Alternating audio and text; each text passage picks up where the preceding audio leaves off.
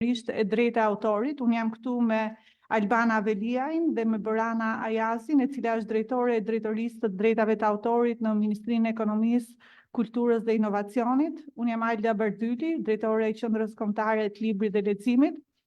Dhe Edvalda Pacin. Për të folur pikërisht për këtë temë, që besoj që është një temë interesante, një temë që na përket të gjithëve dhe një temë e cila na përfshin. Për të nisur më pas një diskutim edhe mes nesh, pasi besoj që është edhe një temë e cila zgjon pyetje për gjithë secili nga ju, por fillimisht do doja t'ja jepja fjalën zonjës Borana Ajazi për të vijuar më pas me Edvaldën, me mua për një diskutim që besoj që do të jetë një diskutim që na vlen. Faleminderit.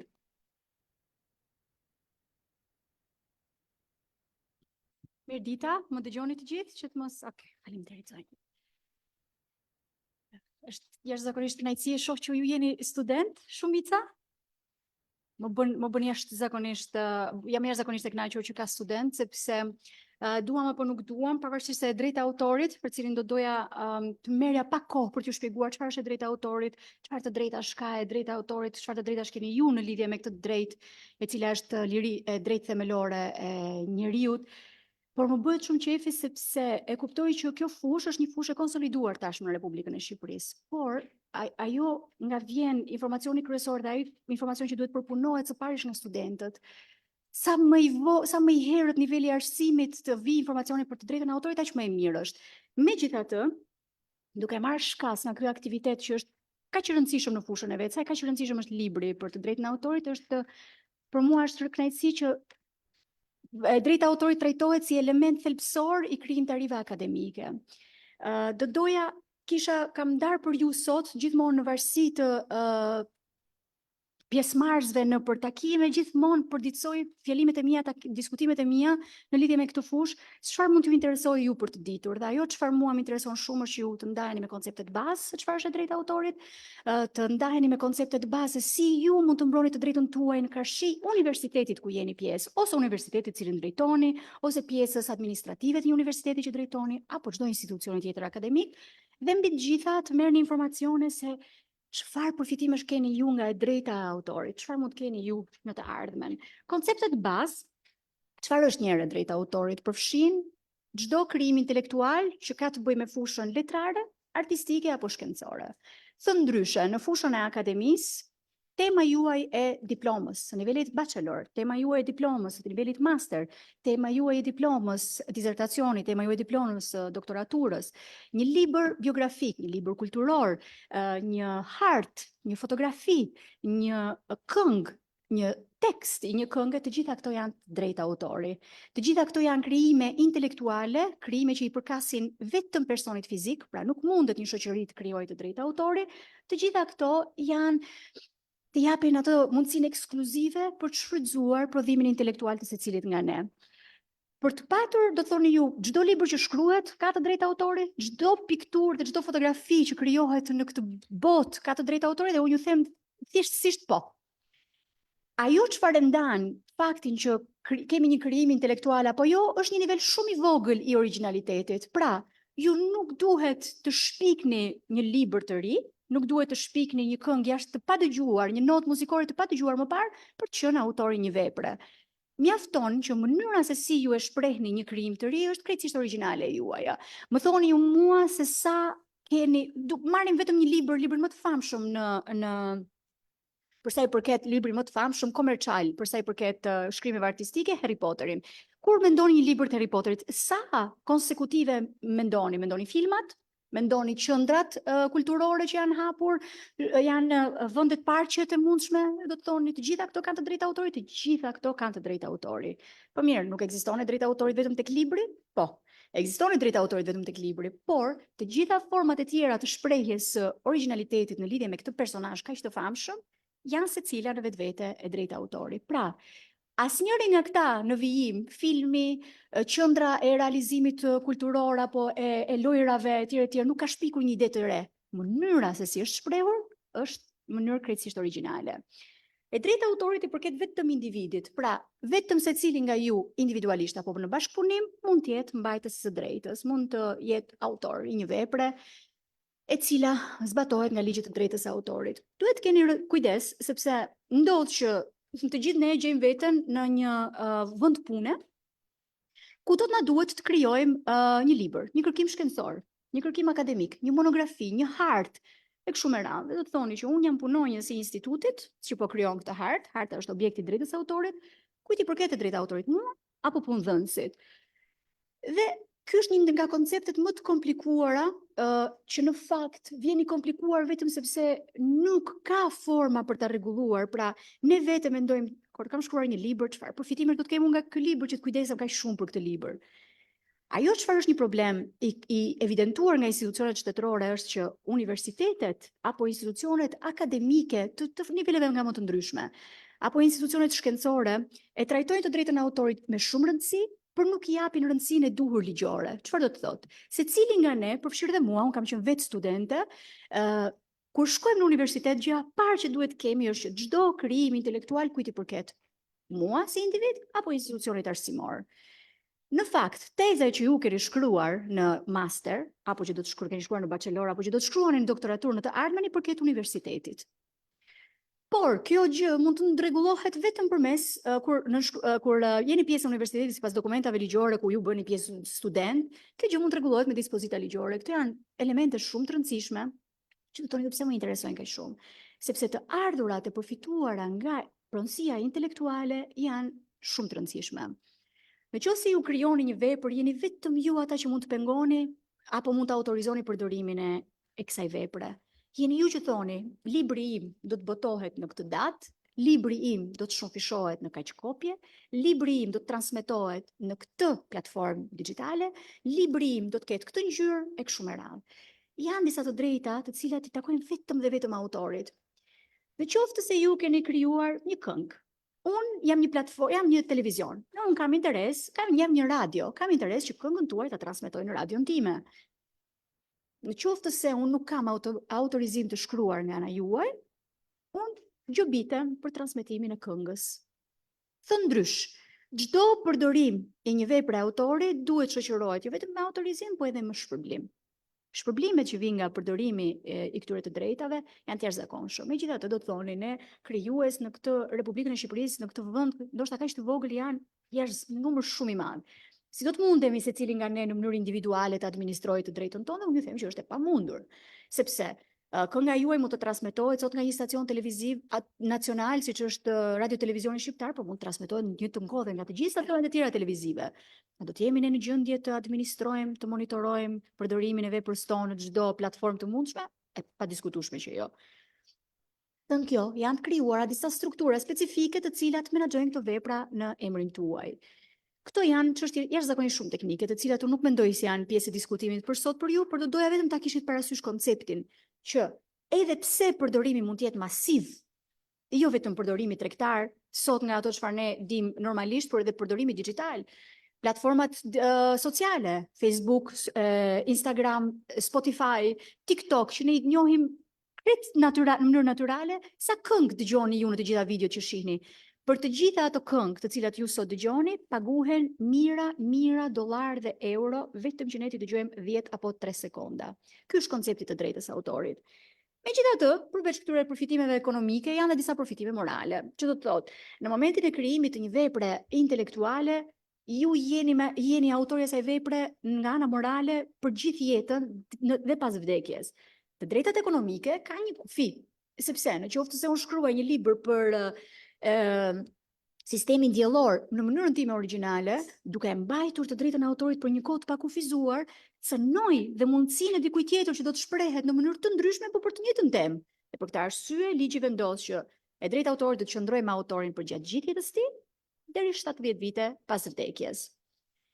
Ajo çfarë unë do të doja sot, nuk jam e sigurt nëse ka përfaqësues të institucioneve akademike, universitete, gjimnaze etj, por edhe për akademin, ajo çfarë mua më intereson shumë që të keni ju koncept është se secilit nga këto institucione, të cilat prodhojnë shkrime akademike, të cilat prodhojnë vepra intelektuale të fushës letrare, duhet jenë të pajisura me një rregullore e cilat përcaktojnë në mënyrë specifike të gjitha rregullat dhe detyrimet në lidhje me të drejtën e autorit. Duke filluar së pari, kush është autori? Cilat janë kontratat, cilat janë rregullat kontraktuale në lidhje me marrëdhënien e punës, si mund të përdoren këto krijime, pra le të supozojmë që të gjithë punonjësit e Akademisë së Shkencave krijuan nesër një fjalor, siç është rasti i fjalorit. Kush e mban të drejtën e autorit për këtë fjalor? Në krejt naturalisht, përgjigjja e parë që më vjen në mend është që autori e ka të drejtën e autorit, por nuk është kaq e thjeshtë, sepse autori i cili prodhon një fjalor për Akademinë e Shkencave është i punësuar nga Akademia e Shkencave. Dhe për të mos lënë mangësi të kësaj natyre, ligji thotë, dakord, le të supozojmë faktin që nuk ka një marrëdhënie ligjore midis dy palëve. Për këtë arsye, japon dhënësit vetëm 3 vite mundësi për të shfrytzuar të drejtën, dhe pas 3 viteve ajo do t'i kthehet autorit. Duhet kuptoni se sa i rëndësishëm është ky koncept dhe sa ngushtësisht lidhet ai me autorët në mënyrë individuale. Ajo përpara se ta mbyll me pjesën më të rëndësishme, që i përkisni pjesa më e madhe fushës digjitale dhe brezit digital, do doja vetëm të citoja diçka. Kur përdor konceptin të drejtës së autorit dhe e kuptoni se sa i lidhur ngushtësisht dhe se sa vërtet duhet autorizim për çdo përdorim e tjerë, ka dhe disa përjashtime. Për shembull, nëse ne bëjmë një shkrim akademik, ka citim, pjesën e citimeve, janë imazhe që përdoren për hir të shkrimit akademik, ka tekste të ndryshme që përdoren. Të gjitha këto janë përjashtime që do të thotë, nuk mundet që një institucion akademik, një institucion arkivor, një bibliotek, një institucion që merret me funksione muzeore, të marrë autorizim për çdo funksion të saj. Këtë arsye janë disa përjashtime. Një nga këto përjashtime për shembull është, nëse unë sot do të kisha bërë një prezantim PowerPoint për ju, dhe për të gjitha këto që po them, do të kisha nga një imazh, do të kisha nga një pjesë muzikore, do të kisha afund edhe një citim të një vepre të ekzistuese më parë, unë jam autorizuar ta bëj këtë gjë sepse qëllimi im i vetëm është të shpërndaj një uri për ju. Dhe pasi ky aktivitet të mbaroj, unë do të kthehem në privatësinë time dhe ai prezantim do të jetë vetëm për këtë qëllim. Ky është një nga përjashtimet më të njohura. Ajo çfarë ne si institucion shtetëror përballemi tani në lidhje me të drejtën e autorit është fusha digjitale. Duhet kuptoni që përdorimet në fushën digjitale të librave, të këngëve, të biografive, të shkrimeve letrare janë në mënyrë masive. Në qoftë se ne mendojmë që një bibliotek mund të shesi ose një shitës ambulant i librave mund të shesi 10 deri në 500 kopje të ligjit, ju mendoni që gati rreth 15.000 klikime bëhen në 0.01 sekond në YouTube të veprave pa autor. 15.000 në 0.01 sekond. Pra, imagjinoni se sa është i shumë fishuar përdorimi të drejtës së autorit online, në shumtën e kohës është dhe pa autorizim fare. E ju me të drejtë, si një brez në zhvillim, si njerëz cilët kanë eksperiencë në fushën akademike apo në çdo fushë tjetër, mund të thoni, çfarë jeni duke bërë ju si institucion shtetëror për të marrë masa që kjo gjë mos ndodhi, ose kjo gjë të parandalohet, ose kjo shkelje të drejtave të jetë e kushtëzuar për ne si krijues të ardhmes. Dhe për mendimin, dhe unë jam jashtëzakonisht e kënaqur të them që kjo është një nga iniciativat më të fuqishme në lidhje me këtë fushë, sepse jemi duke punuar për një bazë ligjore e cila autorizon çdo njeri që mendon se e drejta e tij shkelet online, pra në qoftë si unë nesër do të gjeni temën tuaj të doktoraturës në faqen e RTS-s, një fragment, ju drejtoheni në zyrën të drejtës autorit dhe thoni, materiali i cili është online duhet hidhet poshtë sepse shkel të drejtën time të autorit. Nuk kam autorizuar asnjëri për përdorimin dhe nuk jam shpërblyer. Kjo është një nga revolucionet teknologjike sepse jep mundësi jo vetëm shpërblime të padiskutueshme për autorët, po jep edhe atë garancinë e cila është në një fushë e cila është jashtë çdo kontrolli, jashtë çdo monitorimi. Edhe për këtë arsye ndihem shumë e kënaqur që është një iniciativë që do të shkojë e vite, pra nuk do të mund të përmbyllet brenda një viti e gjysmë, por që është një rrugë e drejtë për fushën digjitale. Shumë faleminderit. Ju faleminderit zonja Ajazi për fjalën që mbajtët. Unë kam pas mundësinë që t'ju njeh disa javë më parë në të njëjtin panel këtu në sallën Alex Buda të Akademisë së Shkencave, madje po atë ditë, duke qenë se kemi qenë disa kolegë tjerë që janë të lidhur drejt për drejt me çështjet të trashëgimisë shkencore në institucionin tonë, kam marrë edhe disa shënime, dhe po ditë me vete besoj kam thënë profesor Sinanit që dita më e përshtatshme për të shtruar të tilla diskutime mes nesh është dita e librit 23 prilli, sepse vinë sërish në kaos të drejtat e autorit, por edhe drejtat e trashëgimisë që institucionet tona të kërkimit bartin edhe në situata ndukje tranzitore, por që në vërtet janë të lidhura me jetëgjatësinë e pasurisë që ne ruajmë në arkiva, në bibliotekë, në kartotekë, domethënë. Dhe për fatin ton, këtu janë të pranishëm kolegë që për vitesh janë specializuar në bibliotekonomi, në kulturën e ruajtjes së pasurisë arkivore, por që kanë edhe interes aktiv në lidhje me çështjet që ju keni shtruar dhe që janë aktuale si për studentët, si për diplomantët, si për doktorantët, por edhe për ne si kërkues shkencor që pjesën më të madhe të punës sonë kërkimore kemi të lidhur me këto biblioteka, me këto arkiva dhe me fondin albanologjik që në institutet tona është vërtet i veçantë. Si lidhje me autor që janë skeduar vite më parë, por që nuk janë më në jetë, dhe ndërkohë ne vazhdojmë të ruajmë drejtën që të shfrytëzojmë punimet e tyre, sipas disa kritereve të përcaktuar në lidhje me citimin edhe me ruajtjen e autorësisë së tyre, por edhe me çështje tjera që me vetë zhvillimet e fundit të teknologjisë vinë e bëhen për herë më aktuale dhe themi ky legjislacion vërtet duhet të jetë gjithmonë në vëmendjen tonë. Për këtë unë vlerësoj në veçantë edhe praninë tuaj sot në sallën Alex Buda. Tu ka kolegë që merren me fjalorin e madh shqipes, tu ka kolegë që funksionojnë me angazhimin e tyre, jo vetëm si kërkues shkencor, por edhe pranë fondeve arkivore të instituteve dhe që e vlerësojnë shumë edhe fjalën tuaj sot. Prandaj ju falenderoj në veçantë. Faleminderit Edvalda.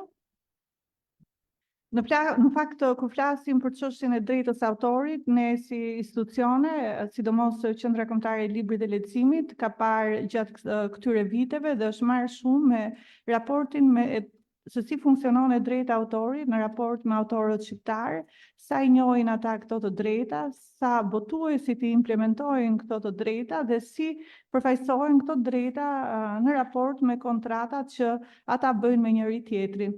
Dhe përgjatë këtyre viteve, përmes tryezave të diskutimit, por edhe në bashkëpunim me zyrën e drejtës autorit, ka një rritje të ndërgjegjësimit të autorëve shqiptar për sa i përket të drejtave të tyre mbi veprën, ka më shumë njohuri mbi këto të drejta dhe më shumë implementim mbi këto të drejta. Por ajo çfarë ndoshta do ishte interesante për ju dhe që unë do doja ta ndaja me ju si një shqetësim, por edhe si një lloj pasurie që ne kemi dhe ende nuk e kemi eksploruar gjithë misterin dhe bukurinë e saj, është çështja e dorëshkrimeve. Për shembull, gjatë këtyre viteve ne kemi vënë re që pjesa më e madhe e dorëshkrimeve të autorëve shqiptar janë dorëshkrime të cilat i posedojnë familjarët e tyre me drejtë deri në kalimin e afatit të 70 vjeçar, siç e tha Borana. Por sa këta familjarë kujdesen për këto dorëshkrime, sa të sigurta janë këto dorëshkrime dhe cili do të jetë fati tyre qoftë edhe pas një shekulli.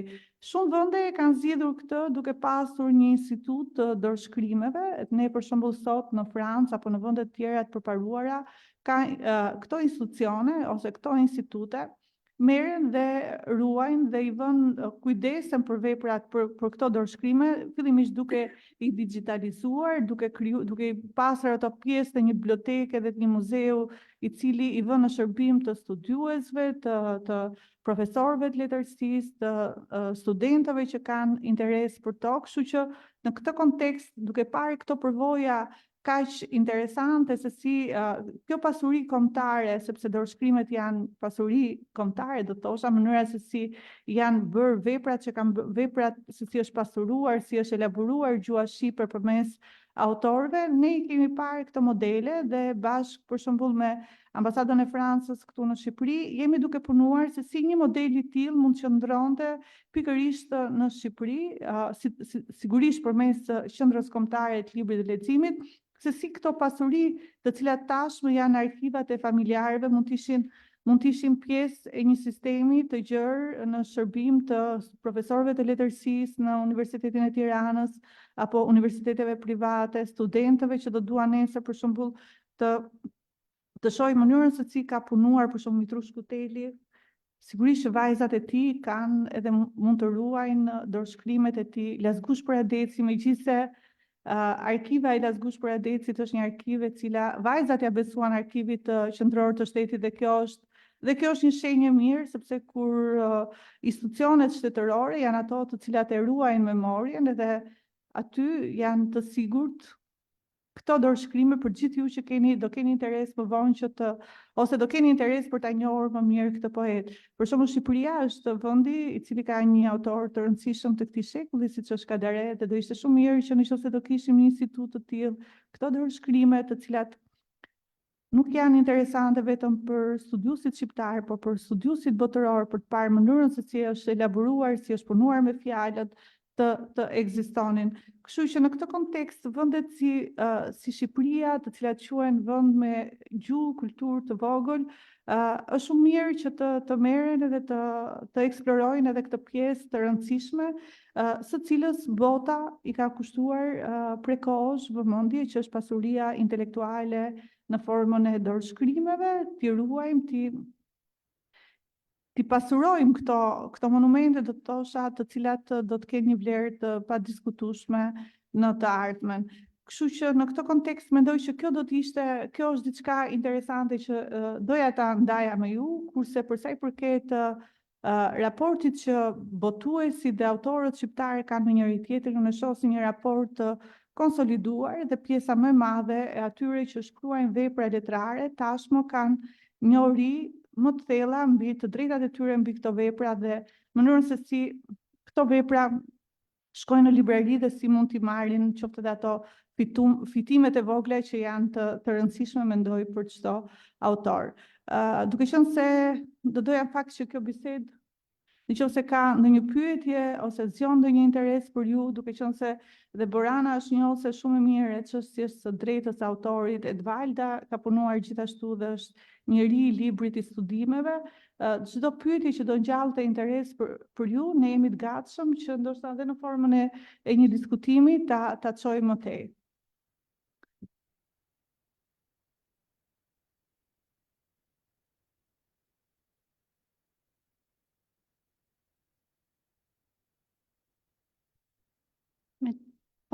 Me drejtë, zonja Bardhyli i dha një orientim të domosdoshëm këtij aktiviteti dhe dia fare mirë që profesoresha Anastasi që ka pas pa çdo mendje ditën e veprimtarisë më parshme ka diçka shumë me vlerë të na thotë si konstitucionaliste, si juriste dhe si njohëse e mirë e kësaj çështje. Prandaj kam nderin t'i jap fjalën akademike Aurel Anastasit.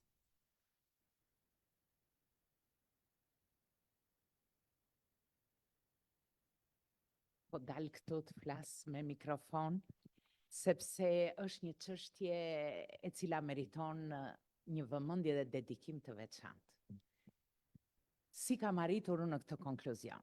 Ndjes për antarët e panelit se mund të keni qenë edhe në mbledhjen e mëparshme dhe ndonjë gjë do e përsëris me qëllim që të më dëgjojnë dhe studentët. Unë kam mendimin që e drejta e autorit kërkon një vëmendje më të madhe nga institucionet. Ndërsa institucionet janë dhënë pas regjistrimit të pronësisë intelektuale dhe mbrojtjes së patentave dhe të pronësisë intelektuale, për të drejtën e autorit është bërë fare pak.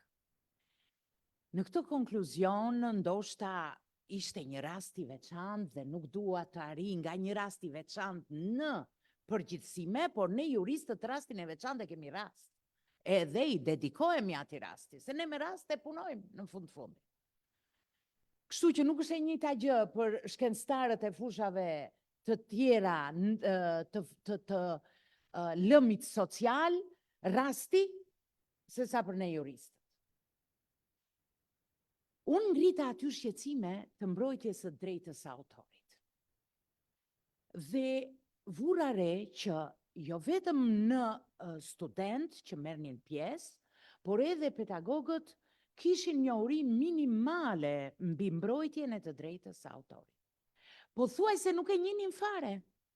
Dhe madje arritën deri aty sa disa u ngritën dhe thanë çfarë janë këto që po kërkohen, sepse këtu po kërkohet të përfitohet në mënyrë të padrejtë.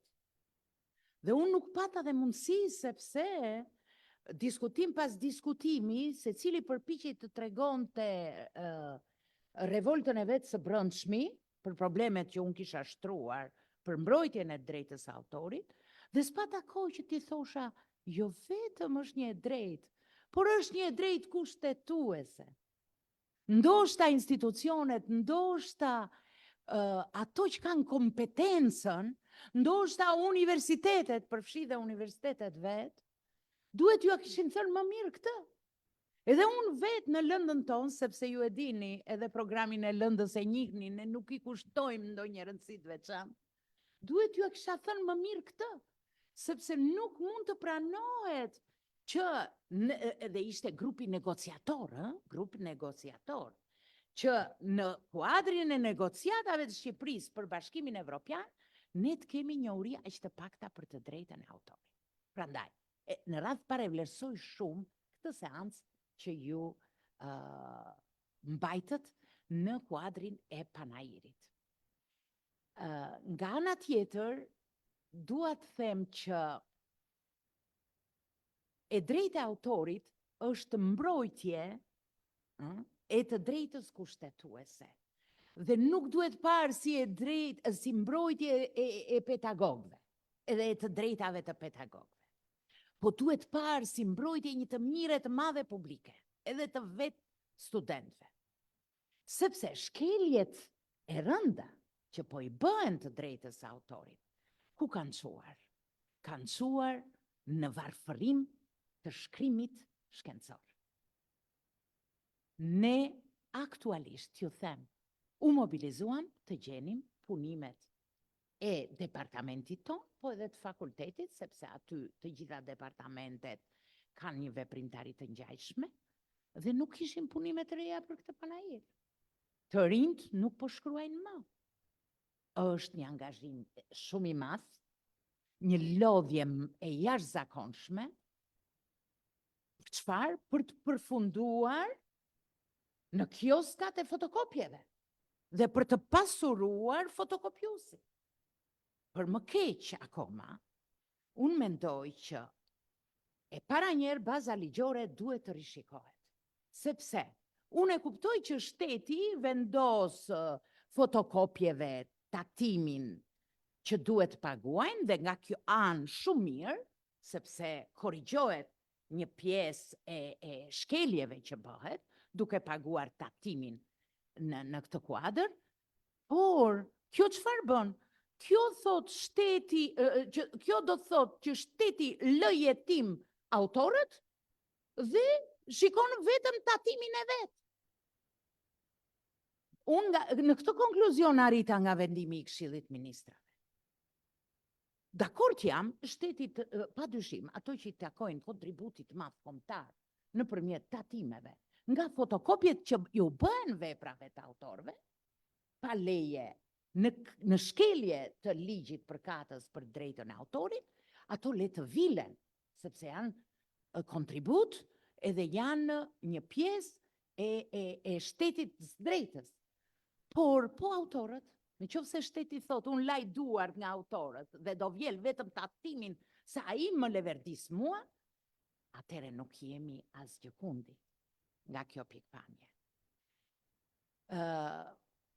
Kështu që në këtë kuadër, unë mendoj që ka nevojë që në radhë parë ta njohim të drejtën e autorit. Të njohim ligjin, sepse mendo të arri pedagogu të thotë që jo, po tek ne shiten nga fotokopja librat e autorëve të plota siç janë dhe me kapak. Dhe është e vështirë që të bësh dallimin midis librit origjinal që del nga shtëpia botuese dhe librit të fotokopjuar, dhe të thotë që kjo ne na duket gjëja më normale në botë, do të thotë që ne jemi në nivele shumë të rënda të mbrojtjes së të drejtës së autorit. Kështu që njohja me ligjin, por jo vetëm njohja me ligjin, dhe studimet të mëtejshme për të sjellë përvojat ndërkombëtare, për të sjellë përvojat krahasuara, për të sjellë përvojat e universiteteve, për të sjellë praktikat e universiteteve, për të sjellë kartat e studentit që të fotokopjojnë në universitet. Se duhet të fotokopjojnë në kioska që vjedhin në mënyrë të rëndë të drejtat e autorit. Karta e studentit, pajiset studenti me kartë, ka fotokopjuesen afër bibliotekës së universitetit, të fakultetit, dhe fotokopjon atje. Kaq të vështira janë këto praktika për Shqipërinë. Po ashtu, aspektet të tjera janë të rëndësishme, sepse i shikojmë dhe nga pikpamja juridike. Të sjellim dhe të evidentojmë rastet e shqyrtuara nga gjykata, nga organet tona, rastet që shqyrtoni dhe ju vetë, si organet të administratës publike, për mbrojtjen e të drejtës së autorit, me qëllim që nëpërmjet rasteve ne të shikojmë si jurist shkeljet që mund t'i bëhen të drejtës së autorit dhe mbrojtjen e nevojshme për të drejtën e autorit. Këto natyrisht zhvillohen edhe nëpërmjet studimeve shkencore dhe padyshim do të krijojnë një ndërgjegje juridike më të lartë, një aftësi më të mirë të juristëve, se kur flas për ndërgjegje juridike, flas për të gjithë qytetarët, se nuk do të thotë ti je jurist që të kuptosh ligjin e drejtës së autorit. Mjafton që ti je qytetar dhe mjafton që ne juristët të dim t'ja shpjegojmë mirë, qartë dhe qytetari ndërgjegjësohet. Dhe mekanizma kontrolli gjithashtu, mekanizma praktik në të cilat duhet përfshihen universitetet dhe mekanizma kontrolli nga institucionet tuaja. Unë disa fjalë kyçe përdora, ju falenderoj dhe një herë pa mas, edhe Aldën e falenderoj shumë për këtë panel që organizuat, sepse më duket një çështje e patrajtuar, edhe vërtet më ka lënë një shije të hidhur që në një nga tempujt e administratës publike që merret me shkencën, unë të gjeja atë nivel mos ndërgjegjësimi në lidhje me të drejtën e autorit. Që një të drejtë kushtetuese ta konsideronin si të drejtë që kërkon të fitojë në mënyrë të padrejtë. Kështu që kemi shumë punë përpara për të bërë. Edhe nga ne vetë fillon, edhe nga ne vetë, sepse ne mund ta unë absolutisht që angazhohem që në lëndën e drejtës kushtetuese të shtrihemi, për aq sa i përket drejtave kushtetuese, ne kemi gjykime shumë të bukura për të drejtën e autorit, sidomos nga gjykatë e larta amerikane, atje mund të shikojmë edhe për të drejtat e autorit online, vendime që gjykata e lartë amerikane ka dhënë në rastin e të drejtave të autorit në lidhje me library, thonë ata, por ne i themi bibliotekave, që kanë të bëjnë me financimet publike, në qoftë se shkel të drejtat e autorit ti nuk merr financimin publik, se SBA punon edhe si shtet federal, edhe punon mbi bazën e financimeve qendror shtet, e tjera si këto. Kështu që kemi plot shembuj të cilat mund të na ndihmojnë në ecurinë tonë të mëtejshme në lidhje me mbrojtjen e drejtave të autorit. Faleminderit.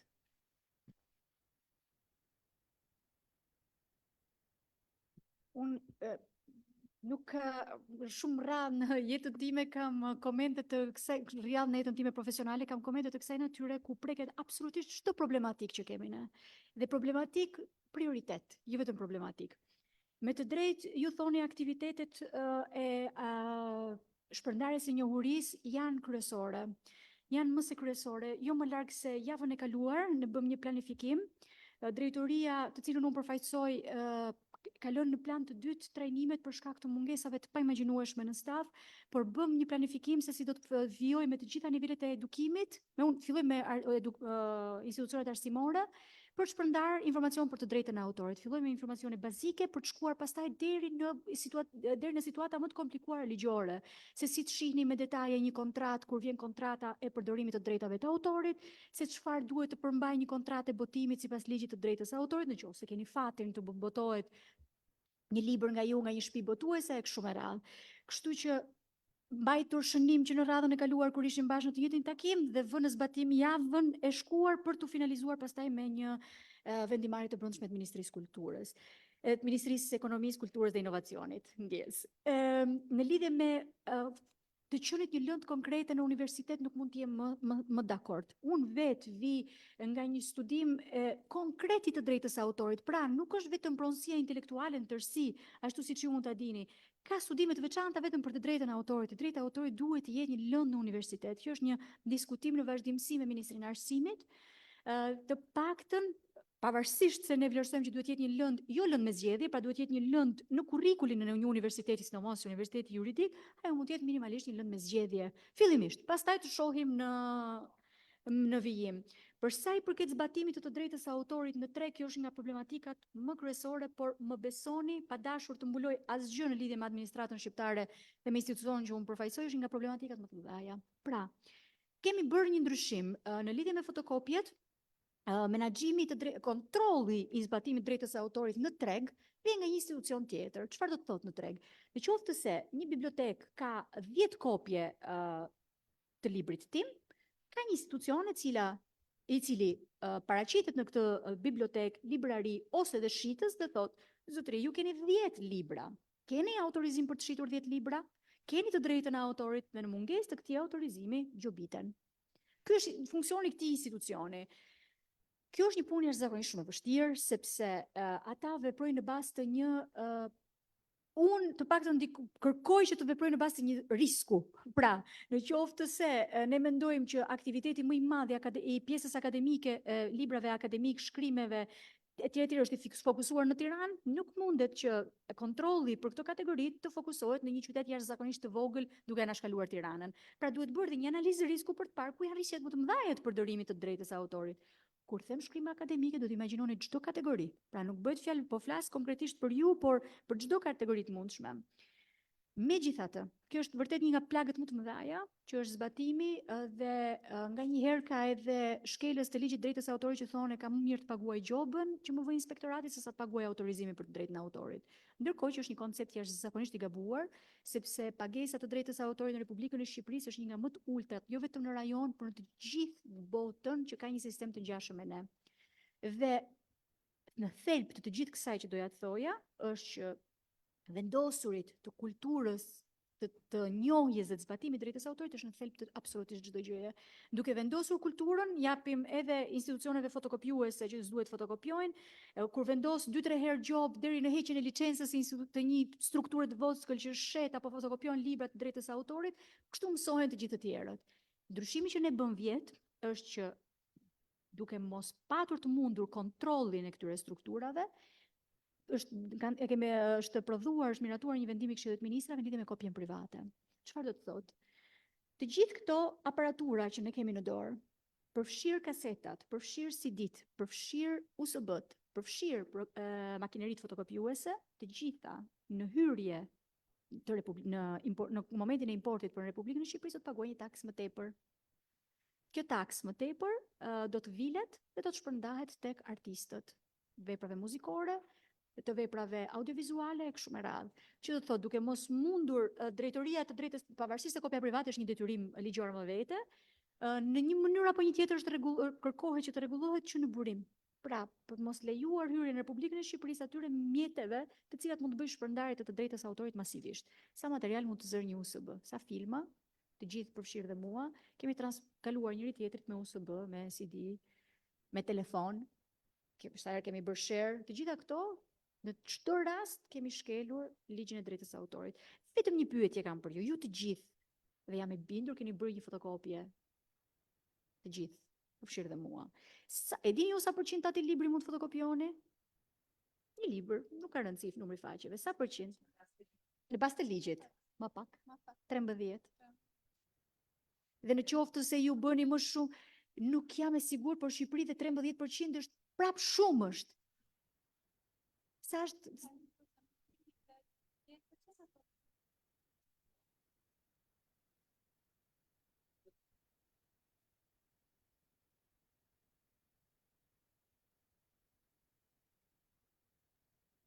megjithatë, çdo fotokopje që ne kemi bërë, kemi shkelur 100% ligjin e drejtës së autorit, pavarësisht sa ai është përdorim personal, edhe për përdorim personal, ne jemi të kufizuar në përqindje në fotokopimin që mund të bëjmë.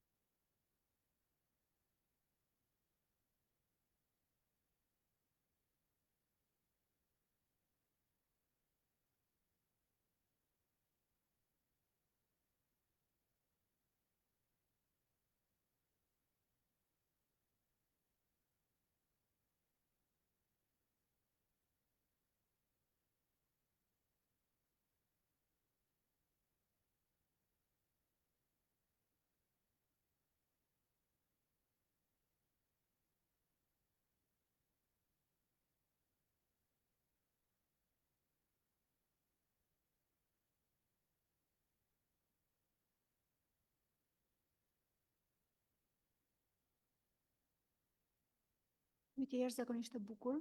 Faleminderit. Ligji shqiptar është një ligj relativisht i ri. Në vitin 2016 është relativisht i ri dhe në vazhdimsi ai përditësohet, po jo për të thënë ndryshohet ligji çdo 2 vite. Përditësohet me rregulla kryesore, të cilët duam apo nuk duam do të përshtaten me teknologjitë dhe me kohën ku po jetojmë. Unë personalisht do të thoja dhe si përfaqësuese e drejtorisë do të thoja që ka një qasje jashtëzakonisht pozitive ndaj autorit. Pra, terminologjitë dhe përcaktimet në ligj në lidhje me përfitimet e autorit, autori është gjithmonë i pari, sepse rregulli kryesor i të drejtës së autorit është që autori është i pari. Ajo ku çalon vërtet problematika është mbikëqyrja. Dhe unë do t'ju thoja, në qoftë se sot do të kishim pse kemi numër kaq të pak të shkrimesh, sepse asnjëri nuk beson më që shkrimi i tij do të blihet dhe secili do të marrë shpërblimin e tij atë që meriton. Kështu që ajo, ju të lutem, mund ta bëjmë bashkëbisedim se nuk vërtet e pa diskutueshme, po për vlerën intelektuale një herë, ajo kohë, ai kërkim, gjithë ai mund që vendoset në një krijim intelektual nuk ka gjuhën e thënë gjuhën thjesht fare nuk ka të paguar. Pra, kur mendojmë që duhet të paguajmë të drejtën e autorit, nuk duhet ta shohim si diçka plus. Më duhet të paguaj edhe të drejtën e autorit. A e bleva një herë librin? Pse duhet të paguaj edhe të drejtën e autorit? Nuk është kështu, sepse mundi që një autor ka vendosur në atë shkrim është i paimagjinueshëm. Megjithatë, në qoftë se personalisht them këtë, në qoftë se nuk do të ketë kontroll të fotokopjuesve, të librarive, të shitësve ambulant, të cilët përjashtuar nevojën për të përfituar diçka, për të bërë një biznes, janë do apo nuk do janë duke shkelur çdo atribut, çdo të drejtë që ka një krijues. Të gjitha këto që duken të vogla, të gjitha këto krijojnë atë të madhen e padiskutueshme që të gjithë kanë humbur besimin që mund të investojnë në këtë fushë. Incentive sociale nuk ka, pra nuk ka vlerë dhe njohje të drejtës autorit nga ana morale. Pra unë jam autor, unë jam ai që e them fjalën e parë dhe të fundit. Incentiv nga ana ekonomik nuk ka, sepse ka shkelje të drejtës autorit në mënyrë të vazhdueshme. Megjithatë, përveç monitorimit, unë me qenë se ju të dyja zonja nderuar jeni këtu, unë ajo çfarë do të kërkoja, madje mund të vendos edhe në dispozicionin tuaj, duhet hartoni një rregullore të detajuar në lidhje me të drejtën e autorit në universitete. Edhe për veten tuaj, pra ju jeni subjektet përfshirë, grupet e interesit të përfshira në këtë proces janë studentët, jeni ju si pedagog, janë edhe atë pjesa administrative. Çfarë do të thotë? Studenti vjen, kryen një cikël edukimi, largohet në rastin më të mirë me një temë masteri, në të kundërt me një provim, në rastin më të mirë me një temë masteri të vlefshme për botën akademike, vërtet të vlefshme. Universiteti e mban këtë shkrim vetëm për 3 vite nëse nuk ka një kontratë. Më pas, vetëm autori mund të bëjë çfarë të dojë me të. Në rastin tuaj, ju jeni të konfirmuar në fushën tuaj profesionale. Le të supozojmë se u nesër doni të shkoni të bëni një konsulencë ligjore në lidhje me fushën që përfaqësoni në universitetin tuaj. Çdo krijim intelektual i bërë nga ju për një palë të tretë, ju bën ju që keni shkelur ligjin të drejtës autorit për universitetin në cilën punoni. Të gjitha këto duket si gjëra të vogla, por që në një mënyrë apo një tjetër rregullojnë një sistem të tërë. Pra, janë një sër elementësh, duke filluar nga institucioni i cili harton politikat dhe do të kisha për shembull një moment që do të thoya që ligji të drejtës e autorit mund të ketë nevojë për ndryshim, mund të ishin kontratat e botimit. E shoh që të gjithë publikuesit, shtëpitë botuese kur vinë në drejtorinë të drejtës autorit kanë detyrimin e regjistrimit të kontratave të botimit. Për shembull, nëse kanë marrë të drejtën e publikimit një libri të një autori nga Shtetet e Bashkuara të Amerikës, ato kanë një kontratë ekskluzive njëri tjetrin. Dhe gjithmonë luftojnë me të drejtën e autorit dhe thonë, kur un kam këtë kontratë të nënshkruar nga 2 palët, për çfarë të drejtë duhet, për çfarë arsye duhet ta regjistroj tek drejtoria e drejtës autorit? Në rritën për shumë arsye. Ajo do të zbatohet në Republikën e Shqipërisë, ajo do të marrë përfitimet në Republikën e Shqipërisë e kështu me radhë. Po të gjitha këto kanë nevojë për atë tamam, atë kulturën, njohurin. Pra unë do të thoja që ligji është drejtuar për autorin, ka jashtëzakonisht vend për ndryshime, sidomos monitorimi. Patjetër. Ja, Jo, Kurse të ngoja, faleminderit. Ndryshe më ulur. Faleminderit jo. Edhe ju prej këtë çështje shumë të rëndësishme dhe ju falenderojmë shumë për rekomandimin ose më saktë për sugjerimin që thatë që të kemi rregulloren tonë në universitet. Njëherë unë doja të theksoja faktin që duket sikur jemi grupe interesi të ndryshme. Ne pedagogët që shkruajmë dhe duam që të na respektohet e drejta e autorit, dhe ju studentët që lexoni librat tanë dhe duhet të blini, jo me detyrim, por nuk duhet të shkelni më saktë, se s'ka blerje, s'ka detyrim. Mund t'i gjeni librat, t'i përcjellni shokut e tjera mënyra të tilla. Nga ana juaj, në fakt jemi një, e para jemi një se shteti i drejtës është një. Edhe rregullat e përgjithshme janë për të gjithë ne. E dyta, ju vetë do jeni autor, po ju do krijoni, edhe ju jap këshill të ruani eset. Unë dua tani Charles do jepja të kisha eset që kisha bërë gjatë shkollës së lartë, që t'ju abotoja për juve. Tani do ishte kuriozitet i madh, nuk i kam. Kështu që mendojeni veten dhe si autor, këtë doja të thosha. Vendoseni veten në shtresat e autorit. Nga ana tjetër, ne na kanë lindur shumë probleme. Ne kemi probleme të shkeljes drejtave të autorit nga studentët diplomantë. Unë kam parë me sytë e mi se si ka punime të cilat janë copy-paste. Dhe për fat të keq që ato kalojnë heshtet përpara tyre sepse ndoshta krijohen probleme sepse janë shumë. Janë shumë studentët që përpiqen të mbrojnë diplomat me copy-paste. Nga ana tjetër, ka student që punojnë shumë, janë krijues, janë kërkues shumë të mirë. Këta do donin të kishin të depozituara në bibliotekën e fakultetit ton këto punime. Pse të grisen dhe digjen punimet e studentëve, diplomat e masterit, mikroteza, gjysmë viti punë minimumi, gjysmë viti punë intensive, po mendoni keni 5 vjet punë për atë diplom. Pse? Sepse nuk ruhen. Ne tani kemi bibliotekën digjitale, e krijojmë bibliotekën digjitale dhe nuk ka vend për rregull të tillë që punimi i studentit të ruhet vetëm deri në 3 vjet. Unë të gjithë studentët që kam udhëhequr i kam depozituar në bibliotekën digjitale dhe i rekomandoj që të citohen nga studentët e tjerë. Tjetër debate që kemi pasur, kemi udhëhequr grupe studentësh, kemi nxjerr unë me një grup 5 vetësh para 2 vjetësh, kemi nxjerr një punim diplome që më ka bërë xheloz sepse ai lexohet te ResearchGate, lexohet më shumë se punimet e mia. Ka të bëjë me vettingun. Është një çështje e ditës dhe ai lexohet më shumë se punimet e mia. Kështu që e kam fjalën, kemi shumë gjëra për të rregulluar. Jashtëzakonisht shumë. Dhe mos e kujtoni se atë bën gabim në atë debatin që mua më ka prekur shumë. Edhe akoma më dridhet mishi kur e kujtoj. Çfarë bën studentët aty? U bën blok dhe na quajtën ne që mbronim të drejtat e autorit si grup interesi kundërshtar. Jo, jemi një. Dhe nuk bëhet me shkelje përfitimi juaj. Përfitimi bëhet mbi bazën e të drejtës. Gjithë bota e ka zgjidhur me një kartë, me aktivizmin që kanë universitetet, se s'ka pse i bën shteti këto. Këto duhet i bëjnë universitetet vetë, dhe fotokopjoni me kartë. E ndjeni dhe veten mirë. E ndjeni veten njerëz me ndërgjegje të lartë juridike. E ndjeni veten respektues të ligjit. Ju faleminderit se zgjata shumë. Faleminderit profesori Anastasi, shumë shëruese dhe interesant këndvështrimi juaj.